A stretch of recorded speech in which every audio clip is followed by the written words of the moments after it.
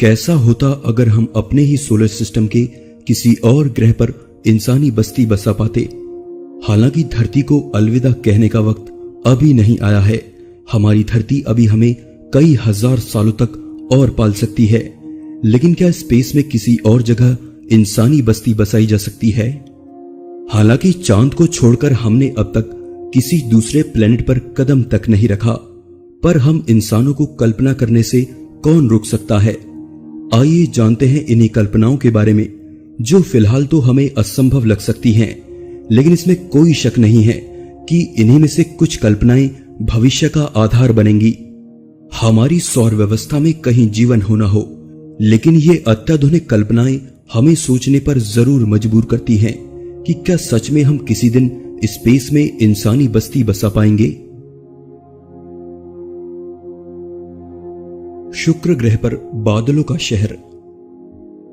हमारी सौर व्यवस्था में धरती का पड़ोसी ग्रह शुक्र यानी वीनस इंसानों के रहने लायक माहौल के लिए सबसे चुनौती भरा है।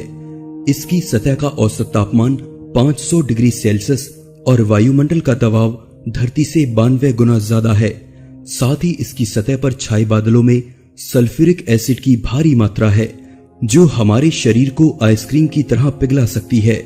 लेकिन हम इन बादलों तक पहुंच पाएं उससे पहले ही इस निर्दयी ग्रह का तापमान हमें जलाकर खाक कर देगा। लेकिन नासा के 2 इंजीनियर मानते हैं कि धरती के सबसे नजदीक इस नर्क जैसे ग्रह पर ही इंसानी बस्ती बसाने के लिए सबसे सही माहौल मौजूद है। क्रिस जोन्स और डेल आर्नी का मानना है कि हम शुक्र ग्रह पर इंसानी बस्ती बसा सकते हैं। अपने इस दावे को साबित करने के लिए वे शुक्र ग्रह की सतह से 30 मील ऊपर हवा में तैरते एयरशिप्स की कॉलोनी बनाने का सुझाव देते हैं। धरती की तरह ही शुक्र ग्रह का वायुमंडल भी ऊंचाई के साथ साथ पतला और कम दबाव वाला होता चला जाता है। बताई गई एक सटीक ऊंचाई पर उड़ने से वातावरण पर पड़ने वाला दबाव धरती के जैसा और तापमान 75 डिग्री सेल्सियस के आसपास आ जाएगा। हालांकि यह तापमान इंसानों के रहने लायक नहीं है, पर गर्मी को कंट्रोल कर रहे एयरशिप्स बागी का काम कर देंगे। इसके बाद जो माहौल हमें वहां मिलेगा वो हमारी सौर व्यवस्था में धरती के बाद इंसानों के रहने लायक सबसे सही होगा। वहां भेजे जाने वाले पहली पीढ़ी के एयरशिप्स हीलियम गैस से भरे हुए हवा में झूलते विशाल ट्रक्स की तरह होंगे। सोलर पैनल से लैस ये एयरशिप्स खुद ही बिजली बनाने में भी समर्थ होंगे। जरूरत पड़ने पर ये खुद में कम होने वाली हवा की भी पूर्ति कर सकेंगे। हालांकि इंसानी बस्ती की इतनी जटिल कल्पना का सच होना बहुत ही मुश्किल है, पर कुछ लोगों का इस पर पक्का यकीन है। बौने ग्रह सीरीज पर कृत्रिम टेराफॉर्मिंग बस्तियां। मंगल और बृहस्पति ग्रह के बीच एस्टेरॉयड बेल्ट में मौजूद सीरीज एक बौना ग्रह माना जाता है, जो अर्जेंटीना से थोड़ा सा बड़ा है। इसका व्यास 950 किलोमीटर है। माना जाता है कि सीरीज बर्फ और पत्थर का बना हुआ है, जिसकी सतह के नीचे पानी की मोटी परत मौजूद हो सकती है। सीरीज की ग्रेविटी ना के बराबर है, धरती की मात्र 3%, यानी आप वहां सुपरमैन की तरह हवा में उड़ सकते हैं। पर इस छोटे से ग्रह पर कोई क्यों जाना चाहेगा? इसका जवाब है इस बौने ग्रह का खनिज और धातुओं से भरपूर होना। वैज्ञानिक मानते हैं कि यह बौना ग्रह हमारी सौर व्यवस्था में सबसे ज्यादा खनिज और धातुओं वाला पिंड साबित हो सकता है। यहां इंसान प्लेटिनम और पैलेडियम जैसी कीमती धातुओं का खनन कर सकता है। यह इससे कहीं ज्यादा बेहतर संभावना इस ग्रह की चट्टानों के नीचे मौजूद मीठे पानी के स्रोतों में हो सकती है। यह पानी यहां ऑक्सीजन और हाइड्रोजन बनाने के काम आ सकता है, जो जीवन के लिए सबसे जरूरी है। इस सपने को सच करने के लिए सिर्फ एक तकनीक काम आ सकती है, जिसका नाम है टेराफॉर्मिंग। टेराफॉर्मिंग एक ऐसी तकनीक है जिसकी मदद से किसी भी माहौल को इंसानों के जिंदा रहने लायक बनाने की कोशिश की जाती है। एक बहुत बड़े पारदर्शी गुंबद के नीचे कृत्रिम वातावरण बनाया जाता है, जिसमें इंसान जिंदा रह सके। आर्कटिक और रेगिस्तान में इसी तकनीक का उपयोग कर इंसानों ने अपने रहने लायक छोटी छोटी बस्तियां बसाई हैं। टेराफॉर्मिंग के जरिए ही वैज्ञानिक मंगल और चांद पर इंसानी बस्ती बसाने का ख्वाब देखते हैं। इसी तरह सीरीज पर आपस में जुड़े कई पारदर्शी गुंबदों की एक कॉलोनी बनाई जा सकती है जो अगले कुछ हजार सालों तक इंसानों के सर पर छत का काम करेगी। लेकिन क्या ये सब सच हो सकता है? खैर, निकट भविष्य में इसकी संभावना ना के बराबर है, पर ये कल्पनाएं भविष्य का आधार बन सकती हैं। चांद पर बने कंक्रीट के घर। 1972 के अपोलो मिशन के बाद कोई भी वापस चांद पर नहीं गया। ये ठंडी और बंजर दुनिया इंसानों के रहने लायक नहीं है, पर इसका ये मतलब नहीं कि हमारा चांद सौर व्यवस्था का एक खोटा सिक्का है। अगर हम चांद पर एक स्थायी बेस बना सकें तो बाहरी अंतरिक्ष का अध्ययन हमारे लिए और आसान हो जाएगा। हम दूसरे ग्रहों पर कदम रखने से पहले चांद पर जाकर खुद को तैयार कर सकते हैं।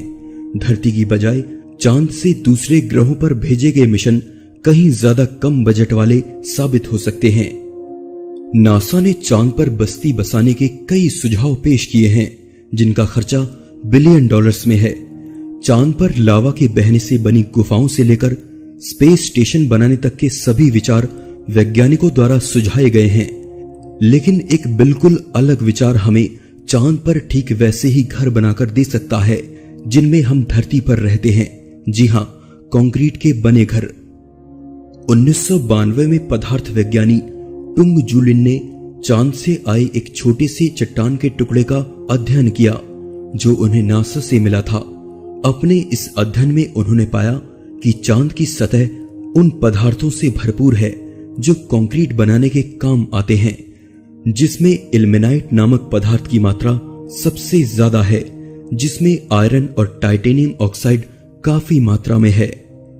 इसके बाद इन्होंने चंद्रमा से आए कई चट्टानों के टुकड़ों का पाउडर बनाकर कंक्रीट के ब्लॉक तैयार किए, जिसके बाद लिन ने दावा किया कि उनका बनाया कंक्रीट धरती पर बने आम कंक्रीट से कहीं ज्यादा मजबूत है। यानी चांद पर किसी हाईटेक बस्ती बनाने की बजाय हम अपना खुद का घर खड़ा कर सकते हैं। ये कल्पना और इसके समर्थक काफी हद तक सही हैं, पर ये अभी हमारे लिए जरा टेढ़ी खीर है।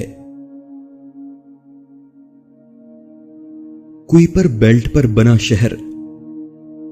फ्रीमैन डायसन की इस अद्भुत कल्पना को जानकर आप दंग रह जाएंगे।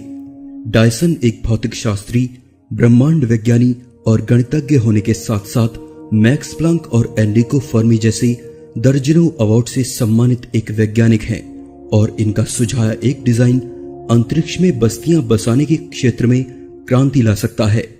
डायसन की यह कल्पना किसी तारे को कैप्सूल में बंद कर उसकी ऊर्जा को सुदूर अंतरिक्ष में सफर के लिए उपयोग में लाने की है, लेकिन बस्तियां बसाने के लिए उनका यह विचार थोड़ा सा अलग हो जाता है।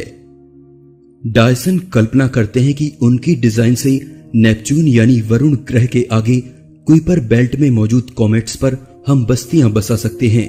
कुइपर बेल्ट में लाखों कॉमेट्स कुछ किलोमीटर के दूरी के फासले से साथ रहते हुए परिक्रमा कर रहे हैं। इन्हीं झूलते कॉमेट्स पर हम पूरा का पूरा महानगर बसा सकते हैं, जहां एक से दूसरे कॉमेट पर कूदना इंसानों के लिए काफी आसान होगा। इतना ही नहीं, डायसन तो वहां 100 किलोमीटर जितने बड़े इलाके में सोलर पैनल लगाकर घरों के लिए बिजली बनाने तक की कल्पना कर चुके हैं। अंतरिक्ष में बस्ती बसाने की इतनी जटिल कल्पना आज से पहले शायद ही किसी वैज्ञानिक ने की हो। डायसन की यह कल्पना अभी सैद्धांतिक है, ये कभी सच भी होगी या नहीं कह नहीं सकते। अंतरिक्ष में तैरता सिलेंडर नुमा शहर। भौतिक वैज्ञानी जेरार्ड ओ नेल ने 1974 में फिजिक्स टुडे नामक मैगजीन में दिए अपने एक आर्टिकल में अंतरिक्ष में तैरते सिलेंडर नुमा शहरों का कॉन्सेप्ट सामने रखा, जिसे उन्होंने ओ नेल सिलेंडर नाम दिया। नेल ने कल्पना की एक ऐसे सिलेंडर नुमा शहर की जो 32 किलोमीटर लंबा और 8 किलोमीटर व्यास वाला होगा, जो एक दूसरे के विपरीत घूमते कई सिलेंडर से जुड़ा हुआ होगा, और इस शहर में 1 करोड़ लोगों के रहने की व्यवस्था होगी। नेल का दिया ये कॉन्सेप्ट सभी को किसी साइंस फिक्शन मूवी जैसा लगा। लोगों के अनुसार अंतरिक्ष में तैरते ऐसे शहर की कल्पना करना जिसमें करोड़ों लोग रह सके संभव नहीं लगता। साथ ही ये हमारी टेक्नोलॉजी के बाहर की चीज है। लेकिन ब्रिटिश इंटरप्लेनेटरी सोसाइटी का मानना है कि वर्तमान समय में नेल के अंतरिक्ष में तैरते शहर को बनाना एक हद तक संभव है, जिसमें सबसे बड़ी चुनौती इसकी आने वाली लागत है। एक्सपर्ट का कहना है कि ऐसा शहर बनाने के लिए कोई ऐसा चाहिए जो इस पर पानी की तरह पैसा बहा सके, क्योंकि इसको बनाने के लिए जो सामग्री चाहिए उसकी माइनिंग चांद पर होगी और किसी बड़े स्पेसक्राफ्ट की मदद से ऐसा शहर बनाने की शुरुआत की जाएगी, जिसकी लागत मानव कल्पना से परे भी हो सकती है। लेकिन आज की यह कल्पना शायद आने वाले कुछ 100 सालों बाद सच हो सके। दोस्तों, आज के इस एपिसोड में बस इतना ही। वीडियो अच्छा लगा तो प्लीज लाइक कीजिए और चैनल को सब्सक्राइब जरूर कीजिए ताकि आने वाले वीडियोस आप लोग मिस ना करें।